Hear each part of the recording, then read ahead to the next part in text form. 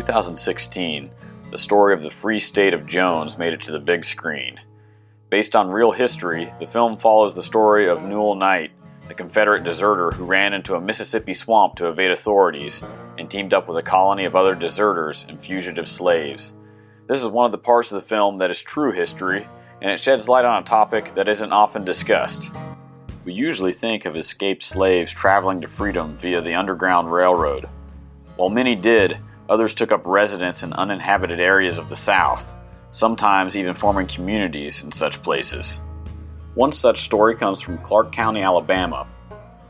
The hero of the story is Hal, a slave owned by Colonel Alexander Hollinger of Pole Bayou in the early 1800s. According to legend, the Hollinger family moved from Pole Bayou to Claiborne, and it was during this move that Hal escaped along with his wife and a few other slaves. Hal led his followers deep into the swampy wilderness of southern Alabama, where the Alabama and Tombigbee rivers meet. In the depths of the swamp, Hal discovered a body of clear water. The lake was home to deer, alligators, bears, and other game animals that could be hunted for food. Hal and his followers settled in the area and built cabins. They survived by hunting and rafting downriver to Mobile to sell animal hides. For many years, their settlement went undetected, and as other escaped slaves found their way to Hal's Lake, the colony grew. As the founder of the community, Hal was the leader. In fact, many called the settlement Hal's Kingdom. As he and his followers earned money from the sale of animal hides, they bought guns and ammunition and fortified their colony. Years passed, and many of Hal's followers began raiding nearby plantations, stealing crops and cattle in the dead of night.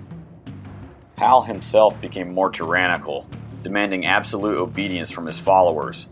One man, named Joe, refused to obey. Hal exiled him from the colony. Bent on revenge, Joe made his way back to his master and told him about Hal's colony. Some said that, like Judas, he did it in exchange for 30 pieces of silver. Word of Joe's confession spread among the local plantation owners, and they banded together to attack Hal's Kingdom. The July 12, 1827 edition of the National Gazette and Literary Register in Philadelphia wrote about the fall of Hal's Kingdom. A nest of runaway Negroes was discovered last week in the fork of the Alabama and Tombigbee rivers by a party from the upper end of Mobile County. The Negroes were attacked and prisoners and others escaped. They had 2 cabins and were about to build a fort. The encampment is probably broken up entirely. Some of these Negroes have been runaway several years and have committed many depredations upon the neighboring plantations. They fought desperately. Another account says that Hal was killed in the attack. In his book, A Separate Civil War, Communities in Conflict in the Mountain South, Jonathan Dean Sarris mentions communities similar to Hal's Kingdom in northern Georgia during the Civil War. Escaped slaves fled to the wooded coves or high ridges near their homes, living off the country and hiding from patrollers for weeks or months at a time.